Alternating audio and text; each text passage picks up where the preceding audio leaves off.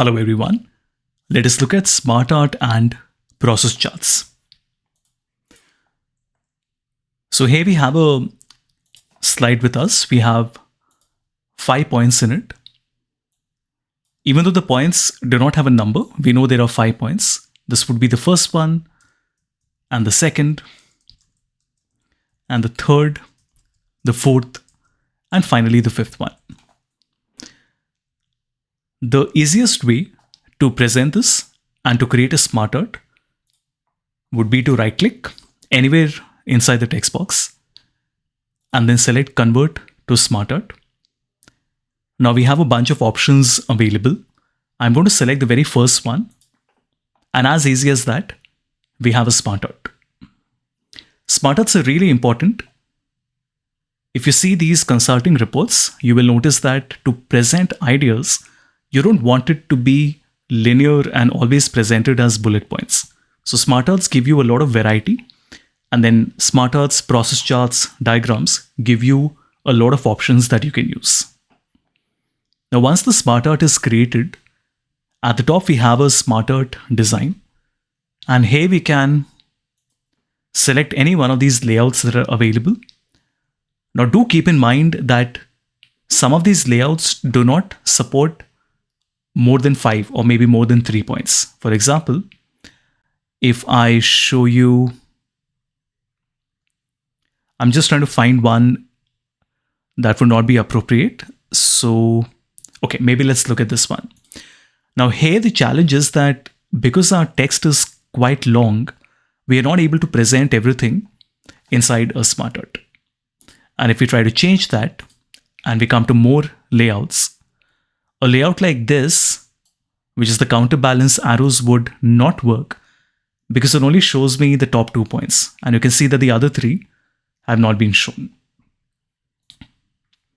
There is no number that I can tell you. It's just that you will have to test it with different smart arts that you have to see if it supports the number of points that you have. Once the smart art is created, you can also change the colors. These are of course the pre-built, but you can always add your own custom colors as well. Then you do have smart art styles with you, which add a little bit of effect. Now I'm of course not very fond of it. As you can see, they are not even legible properly, except perhaps the brick scene, which I like a little bit, but mostly I would suggest that you avoid the styles completely.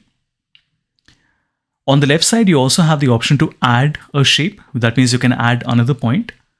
And then you also have the text pane that you can open and close. You can do that by clicking on the arrow as well.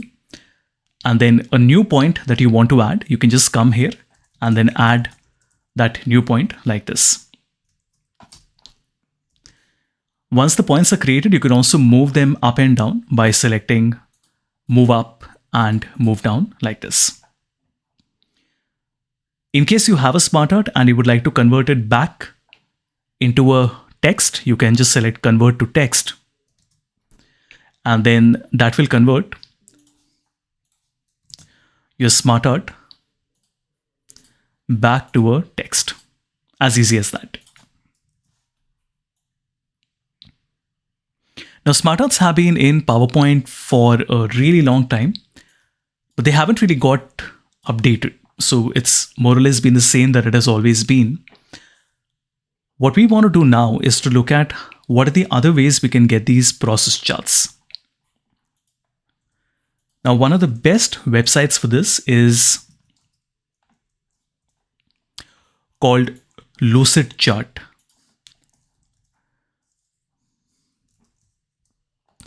In fact, Lucid Chart is used by 99% of the Fortune 500. It's one of the best and the most popular diagramming tools in the world.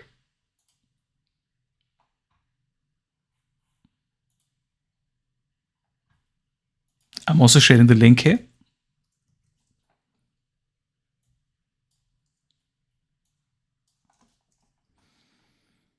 Now, of course, these are different diagrams that I have created for my client projects.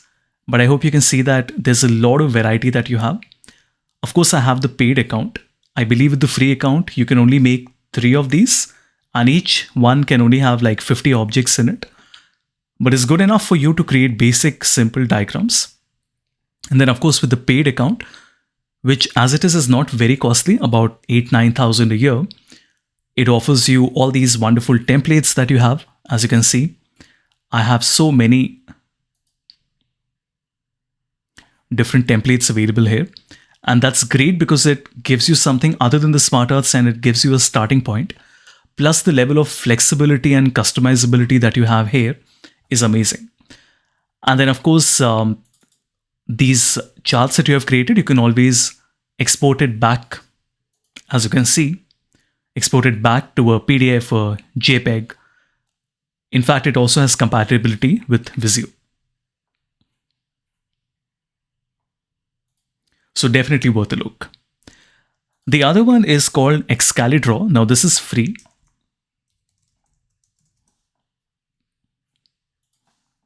I'm sharing the link here. This is called Excalidraw. And then as you can see, it's a free website, allows you to make these simple mockups. Now, I personally use it for creating mockups for Power BI and for Tableau dashboards that I create. But then I guess you can use it for any mockup that you want. It could be a diagram, it could be a process, etc.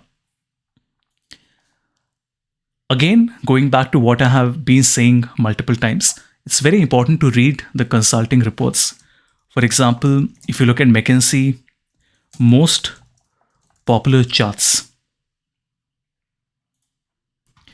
McKinsey on their own website have McKinsey chart of the day. And you can see here there are lots of charts that they have given.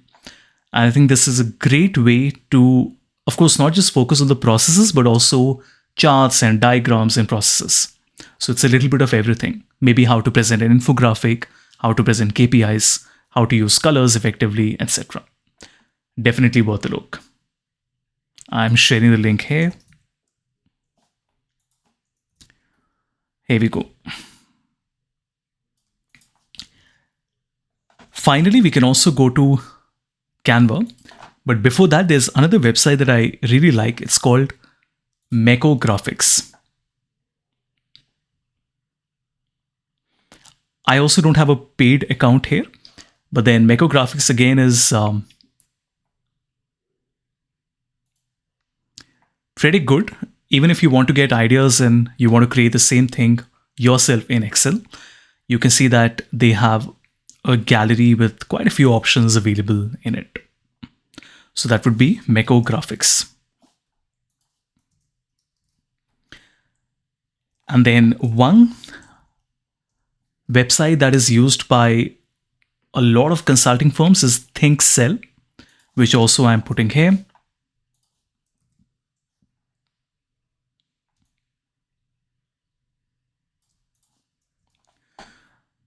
And if I remember correctly, this is used by,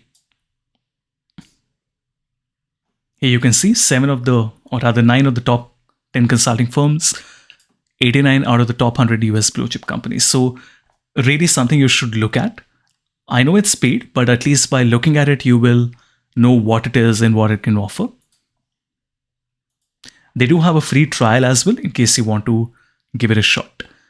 ThinkCell is not a separate application. It gets installed as an add-in within PowerPoint, which means that it's integrated really well with your existing PowerPoint application.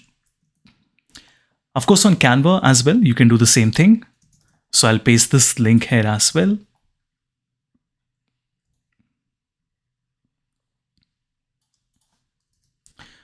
So even on Canva, I can come and say process, and you can see there are a bunch of different charts available. Of course, some of them are more on the infographic side of it, not so professional, similar to a consulting one. But then there's so much variety here. I'm pretty sure you will find something that you like. Even if it's paid and you don't have a paid account, still by looking at it, you can get ideas and try to recreate it yourself. For example, something like this is very common. Almost every senior leadership presentation has the project timeline.